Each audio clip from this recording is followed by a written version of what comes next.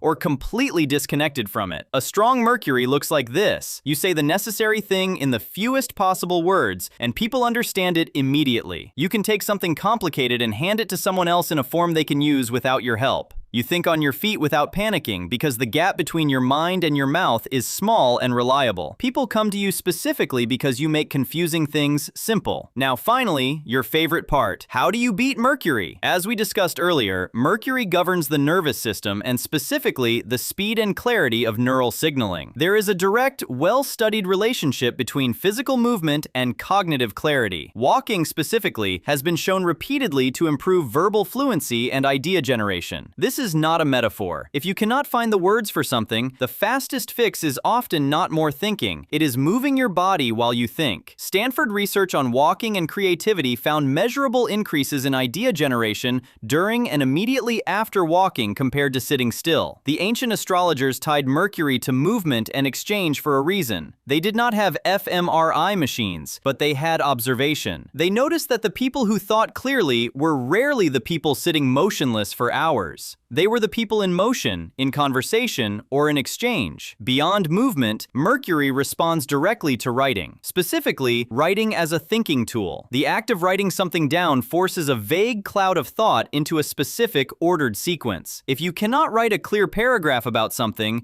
you do not actually understand it yet, no matter how confident you feel about it in your head. This is one of the oldest tricks in real cognitive science, and it is the most direct exercise for Mercury available to you. Mercury also wants you to practice saying the short version first. Before you explain anything, force yourself to compress it into one sentence. Basically, if you cannot explain a topic to a 5-year-old, it means you yourself did not understand it. Most people do the opposite. They lead with everything and bury the actual point somewhere around the 6th minute. Don't say that I did it too in my video. Mercury punishes this instinct every single time, in every meeting, every text, every conversation that matters. And one more thing about Mercury, it has no light of its own. Mercury does not generate its own brightness in the sky the way some other bodies seem to. It reflects light. It is, fundamentally, a planet of relay. The lesson underneath that is this. Your intelligence is not actually about how original your thoughts are. It is about how faithfully you can carry an idea from one place to another without distorting it. The best communicators are not the most brilliant people in the room. They are the most accurate relays. And that's, my friends, is Mercury. The next planet is the reason you are drawn to the same kind of person, the same mistakes, and the same expensive things that you absolutely did not need, but somehow could not walk past. Venus. Venus is the brightest object in our sky after the sun and the moon. It is also, depending on the day, both the morning and the evening star. People see Venus right before sunrise and right after sunset and call it beautiful without knowing what it actually is. Venus is the planet you are drawn to even before you understand why. Venus only wants you to want things on purpose. That's the whole demand. It does not tell you to want less or to rise above desire. It wants you to actually know what you want and why you want it, instead of being quietly steered through your entire life by attractions you never examined. Most people never do this. They chase things that look good and feel hollow once acquired. They end up in relationships, careers, and purchases that satisfied some old, unmet need from 15 years ago and call it taste. For example, remember anything that you wanted so badly, but when you finally got it, it felt empty? Comment it down and let me and everyone know about it. In Vedic astrology, Venus is called Shukra, the guru of attraction itself, the planet of love, beauty, pleasure, art, money, luxury, marriage, and the senses. Venus rules what draws you in before your brain processes logic, the face you find attractive, the room that feels comfortable, or the object you cannot walk past in a store. None of that runs through your rational mind first. It runs through Venus. Venus also rules diplomacy, charm, and your general capacity to make things pleasant. The people who are easy to be around, who make rooms feel good, who can negotiate without anyone feeling cornered, are running a well-functioning Venus, whether they know the word or not. What Venus wants from you every single day is conscious desire. It does not want you to suppress desire or indulge in it completely. It wants you to examine it, looking honestly at what you actually want instead of accepting whatever your nervous system inherited from childhood, advertising, and a handful of formative relationships you have never fully unpacked. And what you actually do is buy the thing that gave you a 5-minute high and a long-term financial regret. You stay in the relationship that looks right on paper and feels like nothing in the room. You choose partners who recreate a familiar emotional climate from your childhood and call it chemistry, when chemistry is often just familiarity wearing a costume. And this is very common nowadays. Just take a look at cinema, video games running on nostalgia, or even your social life. Venus sees this, and it responds. Relationships that look good from the outside and feel empty from the inside. A pattern of choosing people who are, in some specific way, unavailable. Financial habits built around comfort spending rather than genuine value. A complicated relationship with your own appearance, oscillating between obsession and neglect. Difficulty receiving pleasure without guilt showing up immediately afterward. A taste in art, music, and aesthetics that feels borrowed rather than yours. A weak Venus looks like this. You are either chronically dissatisfied in relationships or chronically unable to be alone, sometimes both in the same year. You spend money to regulate emotions rather than to acquire things you actually value. You struggle to identify what you genuinely find beautiful versus what you have been told is beautiful. Pleasure feels slightly suspicious to you, like something you have to earn first. A strong Venus looks like this. You know specifically what you find beautiful, and it is not a copy of someone else's taste. Your relationships feel nourishing rather than draining, even during conflict. You can receive a compliment, a gift, or a pleasurable experience without immediately needing to deflect or repay it. Money flows toward things that genuinely add to your life rather than things that numb a feeling for an hour. Now, how do you beat Venus? Venus governs your dopamine reward circuitry, specifically the part of your brain that decides what is worth pursuing. Modern neuroscience has mapped this extensively. The reward system does not distinguish particularly well between things that are actually good for you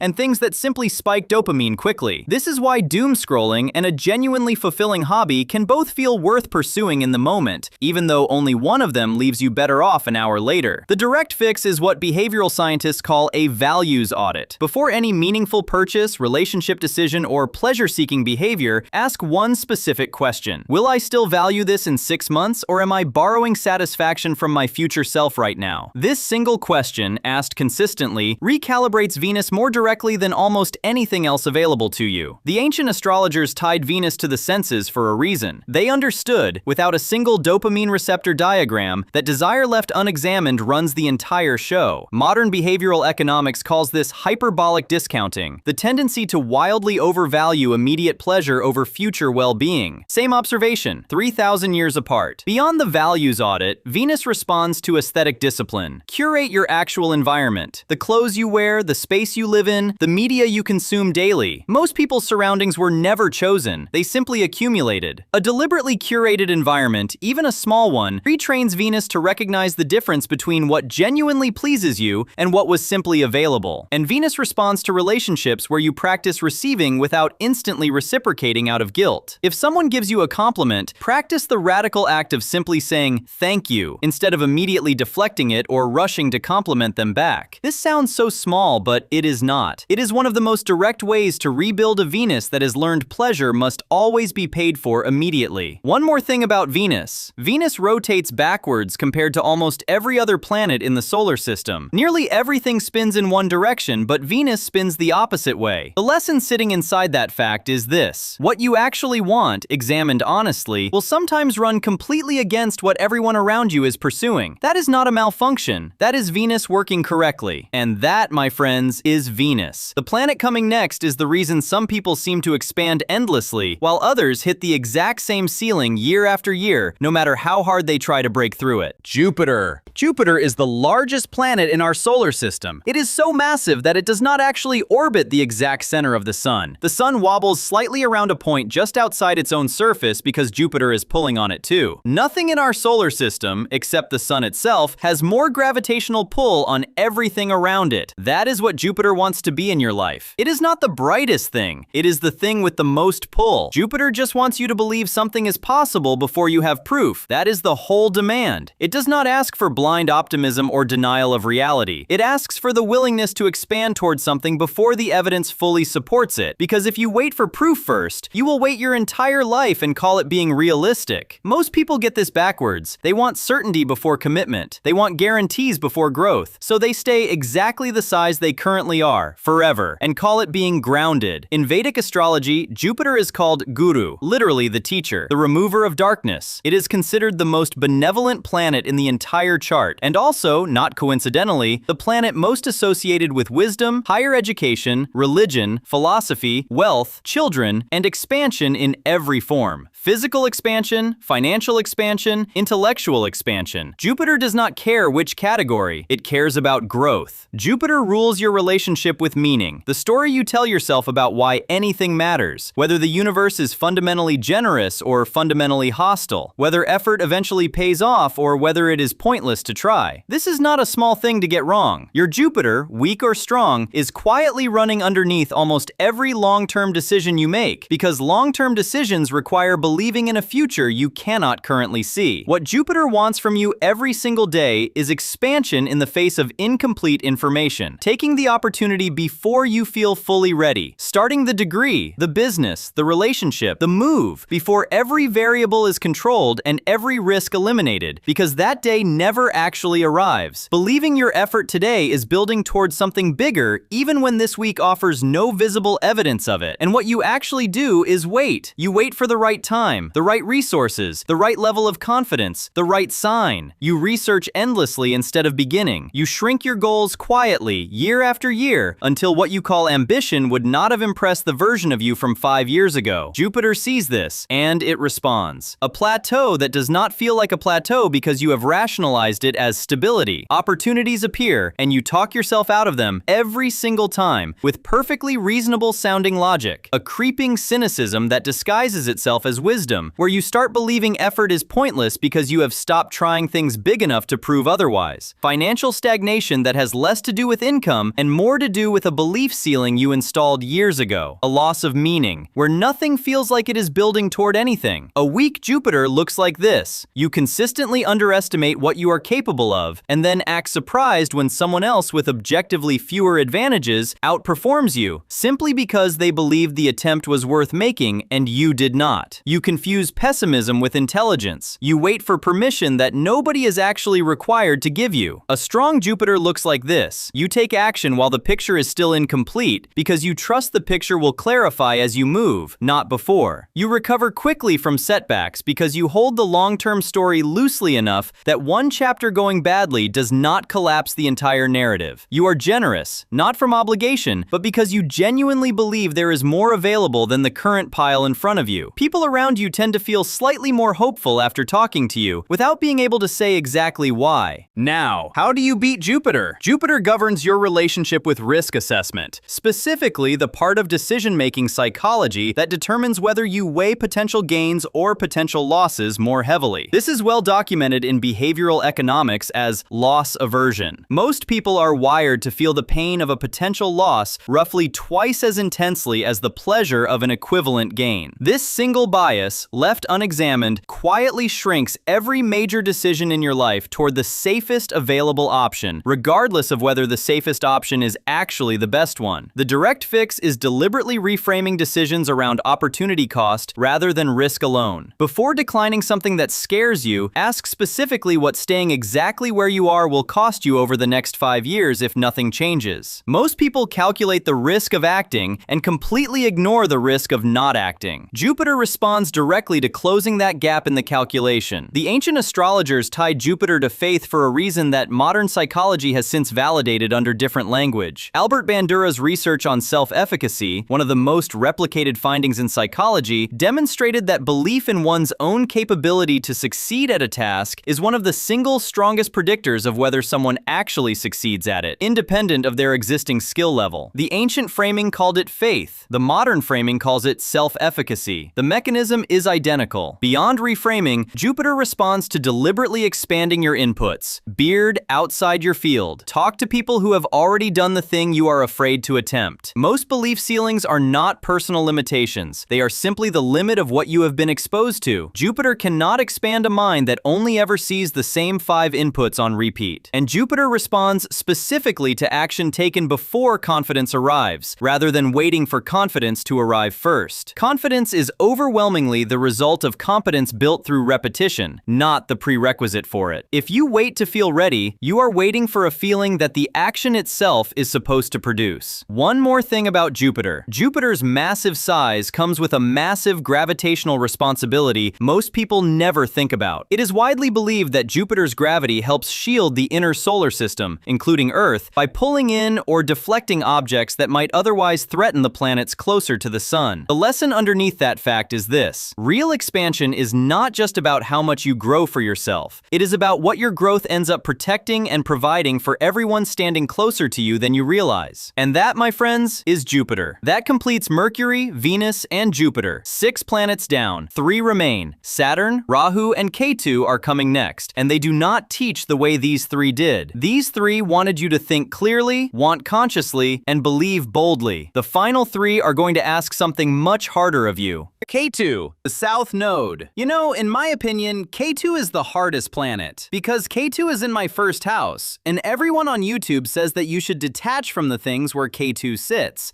But I was always very confused, maybe because of Ketu in my first house. What exactly am I supposed to detach from? Do I become homeless on personality because it asks me to detach from my personality? And you know what? I think I finally found the answer. Want to know what it is? Then watch the full video. Ketu is the only planet in your chart that does not want anything from you. Every other planet has a demand. The Sun wants you to exist fully. The Moon wants you to feel honestly. Mars wants you to act without excuses. Mercury wants you to think clearly. Venus wants you to want things on purpose. Jupiter wants you to believe before you have proof. Ketu wants nothing. And that is precisely what makes it the most unsettling planet in your entire chart. In Vedic astrology, Ketu is called Ketu, the south node of the moon. Not a physical planet, but a mathematical point where the moon's orbit intersects the ecliptic on its way downward. Ancient astrologers treated it as a planet because it behaves like one. It governs an entire territory of your life. It has a specific energy, it creates specific results, and it teaches a specific lesson that no other planet teaches. Ketu represents what you have already mastered, not in this lifetime necessarily. In the oldest traditions of Vedic astrology, Ketu represents the accumulated wisdom and experience of previous existences, distilled into instinct. The things that come too easily to you, the things you do without thinking, and the skills that feel old and familiar before you have even properly learned them. This sounds like a gift, but it is not. Not entirely. Because Ketu also represents where you no longer need to grow. The house Ketu sits in within your chart is an area of life where you have, in some deep sense, been there, done that. There is a subtle but real detachment from the results in that area. Things happen there without you chasing them, and things leave from there without you being able to hold them. People, money, recognition, relationships, all of it passes through the Ketu house like water through open hands. Most people misread this as bad luck, but it is not bad luck. It is completion. What Ketu does when you ignore its nature is this. You keep trying to build something in the area where Ketu sits. You chase achievement there, pour energy there, measure your worth through what you accumulate there, and it keeps slipping, not dramatically, quietly, almost as if the universe is gently but persistently redirecting your hands away from something you have been reaching for. That is Ketu, redirecting you. A weak or ignored Ketu looks like this: chronic dissatisfaction in one specific area of life, not because you are failing there, but because nothing you achieve there feels like enough. A spiritual restlessness that no material acquisition can touch. Difficulty staying attached to things that logically should matter to you. A strange sense of having been somewhere before that you cannot name. Ketu also governs isolation, spiritual experiences, foreign lands, and sudden unexplained losses. When Ketu is active in your chart through its planetary time period, things that were yours simply stop being yours. Jobs, relationships, places, identities. Not because something went wrong, but because Ketu is clearing the inventory for what comes next. The highest expression of Ketu is liberation, not enlightenment in a vague spiritual sense. Practical freedom from the need for external validation in a specific area of life. The person with a strong Ketu placement does not need the world to confirm their worth in that area. They have a quiet inner authority there, coming from a place even they cannot fully explain. And that was exactly what confused me. How do you beat Ketu? Or rather, how do you work with it? Because Ketu cannot be beaten the way Mars can be beaten. Ketu does not respond to discipline, willpower, or better habits. It responds to surrender. Specifically, surrendering the attachment to outcomes in the area of life it governs. Psychologically, this maps directly onto what modern research calls non-attachment or detachment-based coping. Studies in positive psychology, particularly research by Ken Sheldon and colleagues on goal pursuit, have found that people who hold their goals loosely, pursuing them with effort but without identifying their entire self-worth with the outcome, consistently report higher well-being and, paradoxically, better results than those who grip their goals with both hands. Ketu was saying this 3,000 years before the research was published. The practical application is this: identify the area of life where things consistently slip through your hands, no matter how hard you try to hold them. That is your Ketu house. Stop fighting the slippage. Put your effort there, but release your identity from the outcome. Do the work. Let the result land wherever it lands.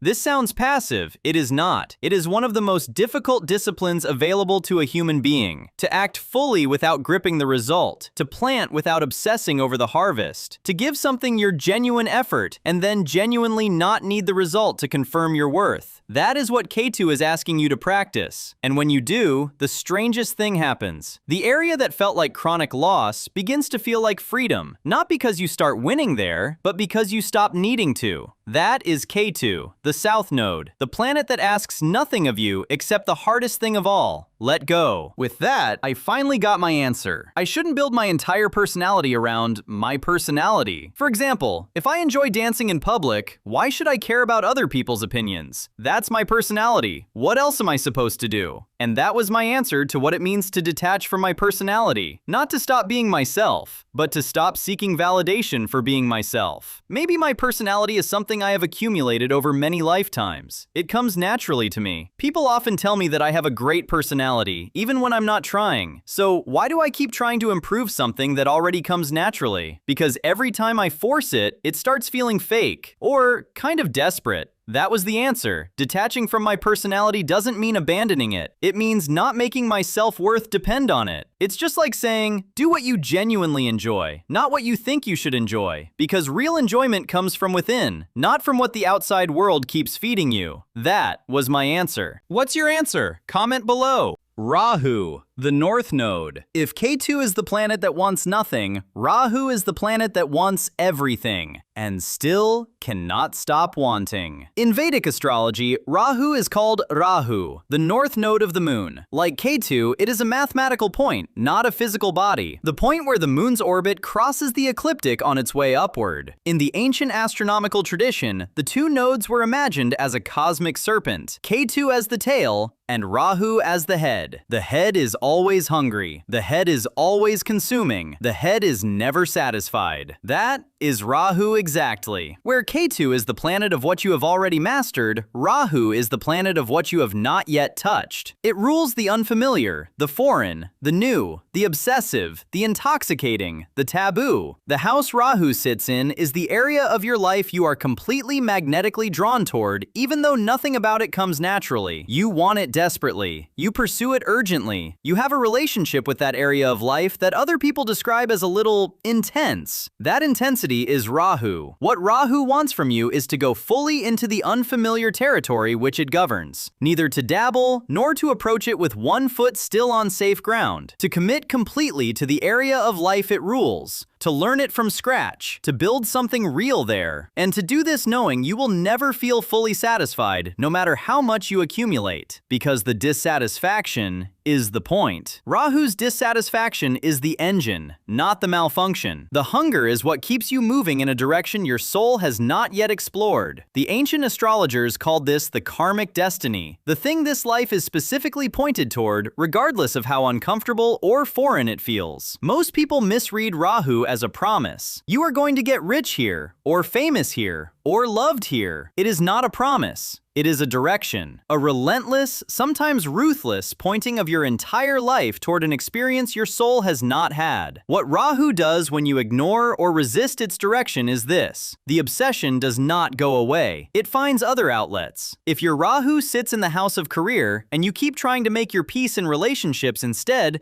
the career ambition seeps into the relationships and poisons them. If your Rahu governs foreign travel and you keep planting yourself in one place, A restlessness with no name grows underneath everything you do. The hunger is mobile. It will find you. Rahu also governs illusion, technology, mass media, sudden rises, unconventional paths, and everything that does not fit the established order. The people who become famous unexpectedly, who come from nowhere and disrupt entire industries, who build things nobody thought possible, are very often running a powerful Rahu transit or placement. Rahu does not care about conventional paths. It creates new ones. A weak or unexamined Rahu looks like this: an obsessive quality in one specific area of life that you cannot explain and cannot moderate. A tendency toward addictive behavior in Rahu's domain, because Rahu's dopamine loop is one of the most powerful operating systems in your chart. A chase for recognition that never delivers the satisfaction it promised. A feeling of being a perpetual outsider in the area you most want to belong to. That outsider feeling is important. It is Rahu pointing at the fact that you are genuinely in new territory. Outsiders in new territory are supposed to feel uncomfortable. That discomfort is data. It means you are exactly where Rahu is pointing you. A strong and integrated Rahu looks like this: a fierce, focused ambition that does not need external validation to sustain itself. An ability to move into unfamiliar territory without needing to be invited. A relationship with obsession that is productive rather than destructive, channeled into craft and creation rather than scattered across compulsive consumption. The ability to want something deeply and still function effectively while not having it yet. Now, how do you beat Rahu? Actually, before I tell you how to beat Rahu, I have a small announcement. This channel has finally been monetized. And since I don't have any sponsors yet, the only way I earn is through YouTube ads and now my own merchandise. So I thought, why not turn the planets we've been talking about into something you can actually wear? For Rahu, I made this Obsession unisex t-shirt. The design is inspired by the movie Obsession, because if any planet deserves that title, it's Rahu. And the funniest part? My Rahu is conjunct my moon in the 7th house, which basically means I'm cosmically qualified to become completely obsessed with my future partner. Thankfully, I watched the movie first and learned the lesson early, so hopefully my future wife won't have to file a restraining order. The Obsession tee comes in 4 colors: white, black, navy blue, and baby pink, with sizes from XS to XXL. And for everyone asking about the Jupiter merch, it's finally here too. Just look at that beautiful meditating Jupiter trying so hard to look all Sigma and cool with the quote, "Attract, don't chase." That one comes in 15 different colors with sizes from XS all the way to 3XL. Although, between the two, the Obsession tee is still my personal favorite. If you like either of them, the link is in the description. Every purchase directly supports this channel and helps me keep making videos like this. One quick thing before we continue. At least for now, the merch is available only in India. Cash on delivery isn't available yet. Also, every t-shirt is printed only after you place your order. Because each piece is made specifically for you, returns or refunds aren't possible if you accidentally order the wrong size. So please check the size chart carefully before placing your order. However, if your order arrives damaged, defective, or you receive the wrong item, don't worry, we'll make it right. And if you realize you've selected the wrong size or entered the wrong details,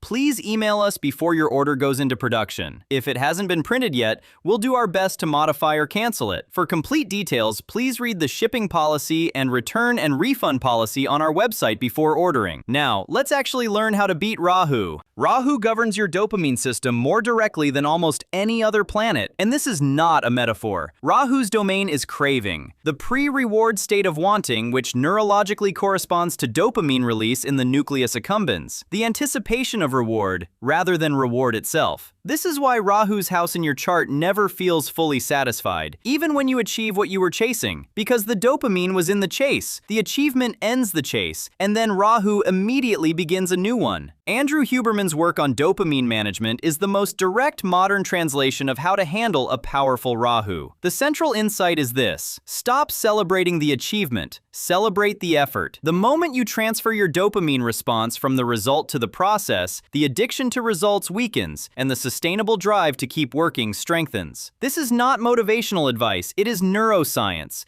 and it is exactly what the ancient framing of Rahu as a teacher of process over outcome was pointing at. Beyond want dopamine management, Rahu responds to deliberate exposure to the unfamiliar in the specific area it governs. If your Rahu sits in the house of public communication and you are terrified of speaking in public, the worst thing you can do is avoid it. Every avoidance strengthens the fear and deepens the obsession. Systematic exposure, beginning with the smallest possible version of the feared thing and expanding gradually, directly addresses Rahu's domain. This is standard cognitive behavioral exposure therapy applied to a planetary placement. The ancients called it walking toward your Rahu. Modern therapists call it graded exposure. Same method. And Rahu responds specifically to having a practice rather than a goal. A goal is a destination that ends. A practice is an ongoing relationship with a domain that never ends. Rahu cannot be satisfied by goals because the satisfaction expires. Rahu can be channeled by practice because practice never ends, and therefore the hunger is never homeless. One last thing about Rahu. Rahu and Ketu always sit exactly opposite each other in your chart. They are two ends of the same axis. Where Ketu is your past mastery, Rahu is your future territory. The south node is where you came from. The north node is where you are going. And the entire game of this life, according to the oldest Vedic traditions, is learning to release your grip on the Ketu end while having the courage to fully commit to the Rahu end. Most people spend their lives doing the opposite, clinging to the familiar territory of Ketu because it feels safe and effortless, resisting the unfamiliar territory of Rahu because it feels foreign and overwhelming, and living with a persistent low-level dissatisfaction that they cannot explain because they are standing between their past and their future and not fully committing to either. The instruction is not complicated. Let Ketu go. Walk toward Rahu. Do it without requiring the results to confirm that you were right to try. That is the axis. That is the whole game. Saturn. Saturn is the last planet you can see with the naked eye. Every planet before it in our solar system is visible to a human being standing on Earth looking up at the sky without any instrument at all. Mercury, Venus, Mars, Jupiter, and Saturn. 5 planets visible to the ancient world. 5 planets that shaped the oldest astrological traditions. And then Saturn, right at the edge of naked eye visibility, the outermost boundary of what human perception could reach before the invention of telescopes. That is Saturn exactly. The planet at the edge. The one that marks where easy ends and discipline begins. Think about that for a second. The last planet our ancestors could see became the planet that teaches the last lesson most people ever learn. Saturn just wants you to earn it instead of inheriting it, being handed it, or stumbling into it with talent and charm and a well-placed Jupiter. Earn it. Through sustained, unglamorous, unwitnessed, repeated effort across a period of time long enough to prove that you are serious. That is the whole demand. And before someone comments, "Can't I just manifest it?" Saturn heard you. He quietly stamped "denied," then handed you another 1,000 repetitions. Because Saturn doesn't negotiate with effort. In Vedic astrology, Saturn is called Shani, the planet of discipline, structure, time, karma, labor, delay, chronic illness, old age, death, judges, servants, the poor, and the bones. Yes, your bones. Saturn rules the skeletal structure, the framework that everything else is built on. A weak Saturn shows up in the body as problems with the bones, the teeth, the joints, the skin, the structural materials. Notice something interesting. Every planet rules something important, but Saturn rules the framework, the thing everything else depends on. Without a skeleton, nothing stands. Without discipline, neither do you. That's why almost every astrologer, whether they follow Vedic astrology or Western astrology, becomes a little more serious when Saturn enters the conversation. Every planet can influence your life. Saturn has a habit of reorganizing it. When Jupiter arrives, people say, "I got lucky." When Venus arrives, people say, "I found love." When Mercury arrives, people say, "My career is taking off." When Saturn arrives, people usually say, "What did I do?" And Saturn quietly replies, "We're about to find out." Because when Saturn says, "We're doing this now," every other planet quietly adjusts. And the reason for that is how Saturn works. Neither through speed nor through excitement, but through something most people can barely tolerate anymore: time. Saturn is the planet of the slow build. If Jupiter is the teacher who says, "Dream bigger," Saturn is the teacher who quietly places a 100-page assignment on your desk and says, "Due tomorrow," except tomorrow lasts about 7.5 years. Jupiter believes you can become extraordinary. Saturn asks, "Good, now prove it." Unlike Jupiter, which expands quickly and believes boldly, Saturn moves at exactly the pace required and not one moment faster. You cannot rush a Saturn lesson. You cannot charm your way through it. You cannot buy the result before you have done the work. work. Saturn will simply wait, patiently, infinitely, until you have put in the time. Saturn has nowhere else to be. You're the one running out of excuses. And when you have, it pays. The ancient astrologers called Saturn the greatest of all the teachers because it is the only planet whose gifts cannot be taken away. Everything Jupiter gives can be lost. Everything Venus attracts can leave. Everything Mercury builds can be misunderstood. But what Saturn gives through sustained discipline, real competence built through real effort over real time, cannot be removed. Because it lives in you, not outside you. That's why Saturn's rewards feel different. Jupiter can hand you an opportunity. Venus can bring someone into your life. Mercury can teach you a skill. Saturn turns you into the kind of person who can keep all of them. And that is much harder to lose. What Saturn wants from you every single day is accountability without audience. Not performing discipline for social approval. Not posting the workout to prove you went. Not talking about the book you are writing or the business you are building. The actual work done privately, consistently,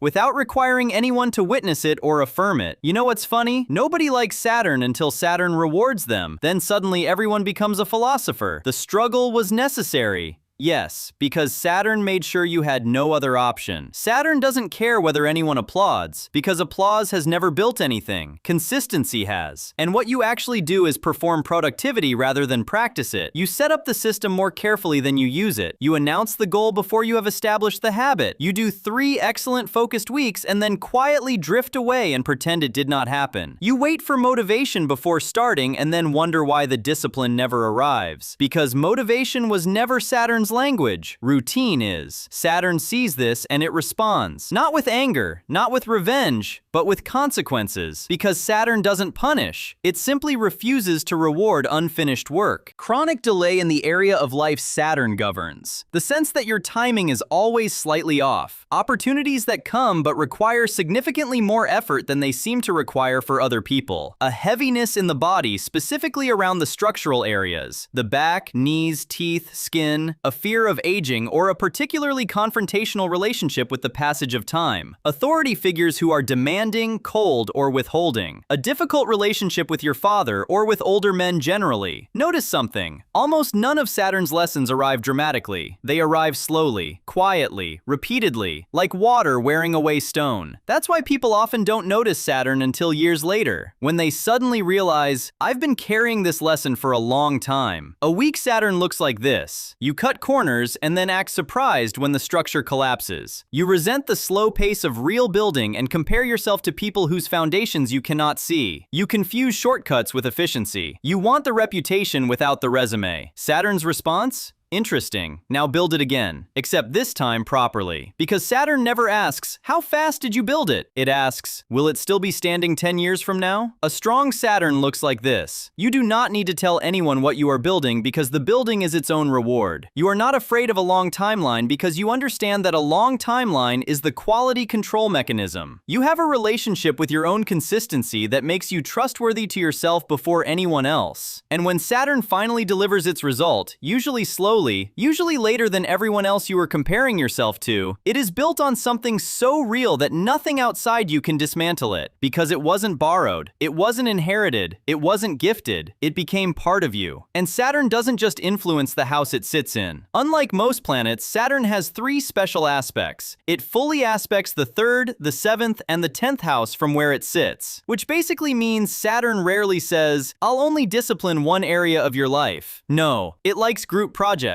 Wherever Saturn sits, 3 more houses receive homework. For example, my Saturn sits in the 12th house. So Saturn looked at me and said, let's make him learn lessons through isolation, foreign lands, spirituality, sleep, and expenses. Apparently, one problem wasn't enough. And because Saturn aspects the 2nd, 6th, and 9th houses from there, it also influences my finances and speech, my daily work, health, and enemies, and even my beliefs, higher learning, and luck. It's almost like Saturn looked at my chart and said, while we're here, let's improve these areas too, whether I asked for it or not. The exact results always depend on the entire chart. No single placement tells the whole story, but Saturn's message almost never changes. Responsibility. Whatever Saturn aspects becomes slower, heavier, more demanding, but ultimately stronger if you accept the lesson. And this is why Shani is feared, not because he enjoys suffering, but because he refuses to let weak foundations pretend they are strong. Which brings us to the most important question. Now, how do you beat Saturn? First, enough terrifying you. Saturn is not your enemy. It is the teacher who refuses to let you graduate without actually learning the lesson, because life will eventually test you anyway. Saturn simply prefers that you prepare before the exam arrives. Saturn governs cortisol, your stress and discipline hormone. The relationship between sustained effort and cortisol regulation is one of the most studied in human physiology. Brief acute stress followed by recovery, the pattern of challenging effort and rest, actually strengthens the cortisol axis over time, making you more resilient, more disciplined, and more capable of sustained effort without burning out. This is called hormetic stress. Think about what happens when you lift weights. You don't become stronger while lifting. You become stronger after recovering. The challenge creates the signal. Recovery builds the adaptation. Discipline works exactly the same way. Every time you voluntarily do something difficult, your brain learns something. I survived, and I can do it again. The same mechanism that makes muscles grow when you lift weights applies to your capacity for sustained discipline. You are not born with a fixed amount of willpower. You build it the same way you build strength, by practicing it at the edge of your current capacity and then recovering. People often wait until they feel disciplined before taking action. Saturn reverses the equation. Take action first. Discipline arrives later. Feelings follow habits far more often than habits follow feelings. The ancient astrologers described Saturn as the planet of labor for a reason. Not just metaphorical labor, actual physical work. The body is Saturn's domain, and physical work, specifically the kind that requires sustained effort over time rather than explosive bursts, is the most direct way to strengthen Saturn's governance. Walking, carrying, building, maintaining, repairing. These are Saturn activities. They build the cortisol axis. They strengthen the bones. They develop the relationship with sustained effort that Saturn is always asking for. Notice how almost none of those activities look impressive on social media. Saturn doesn't care, because algorithms reward attention. Saturn rewards repetition. Beyond physical work, Saturn responds to long-form commitment, not month-long challenges, not 90-day sprints, years. The decision to do one thing consistently for a year or more, without changing the goal or rebranding the project, directly works the Saturn muscle. Most people never do this because most people are living in Jupiter mode, always expanding, always pivoting, always beginning something new. Saturn does not move like that. Saturn plants one seed and waters it for years. While everyone else keeps digging up their seed to check if it's growing, Saturn keeps watering. Because growth doesn't need constant inspection, it needs consistent care, and eventually the tree speaks for itself. And Saturn responds to delayed reward, specifically building the capacity to act without immediate return. Every time you do the work and do not receive immediate validation and continue anyway, you are making a Saturn deposit. These deposits are slow, but they compound over time the same way interest compounds. And unlike Jupiter's belief or Venus's attraction, the Saturn compound is indestructible, because it was built when nobody was watching and nothing was rewarding you for it. That's the difficult part, not working hard. Working hard without applause. Anyone can stay motivated when the views are climbing, when the business is growing, when people are complimenting you, when everything looks like it's working. Saturn wants to know who you are when none of that happens. Who are you when nobody claps, when nobody notices, when the results are still invisible? Because that's where discipline is born. Not in success, in silence. Imagine two people starting the exact same project. One quits after 3 months because nobody cared. The other continues for 3 years because they cared. Saturn already knows which one will eventually win. Not because they're more talented, because they stayed. Consistency is one of the rarest skills in the modern world. We're surrounded by distractions, notifications, endless scrolling, constant novelty. Everything is competing for your attention. Saturn asks you to compete for your own attention, to return to the same work again and again and again until repetition becomes identity. Modern neuroscience actually supports this idea. Repeated behaviors strengthen the neural pathways associated with them. The more consistently you perform an action, the less effort your brain requires to repeat it. In other words, discipline literally becomes easier the more you practice it. That doesn't mean the work gets easier. It means you become the kind of person who naturally does difficult work. That's an important difference. Saturn isn't trying to make life easier. It's trying to make you stronger. One last thing about Saturn. If you've listened this far, you've probably realized something. Saturn never promised a shortcut. It promised a foundation, and foundations take time. Which brings us to one of the most famous astrological events ever discussed, Saturn's return. The moment Saturn completes one full orbit around the Sun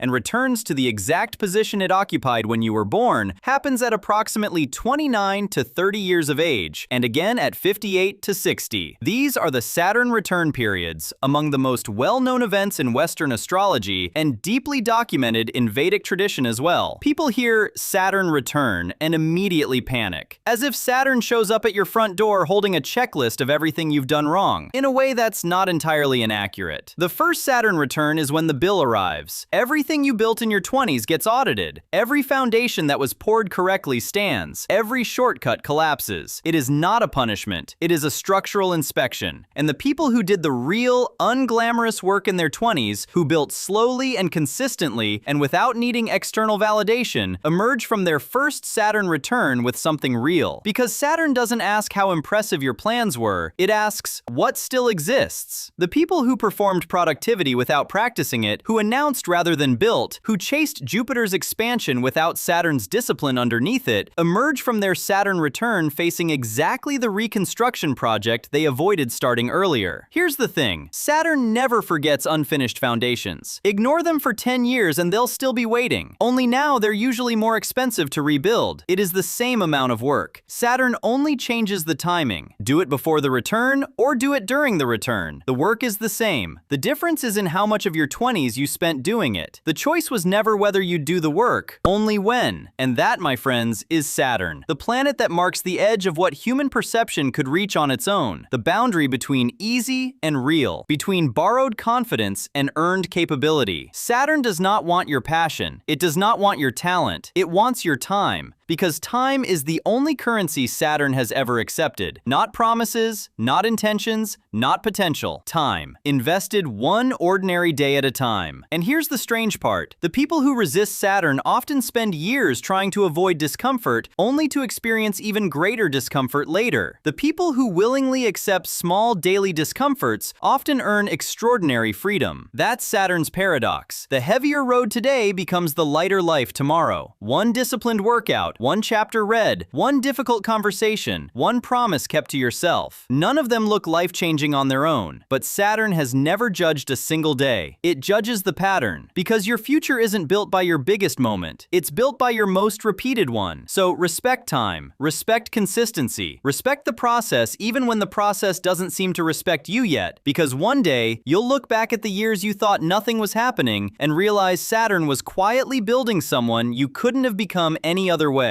And if you give Saturn your time, everything else follows. Like and subscribe for the next planet, because the universe still has more to teach you.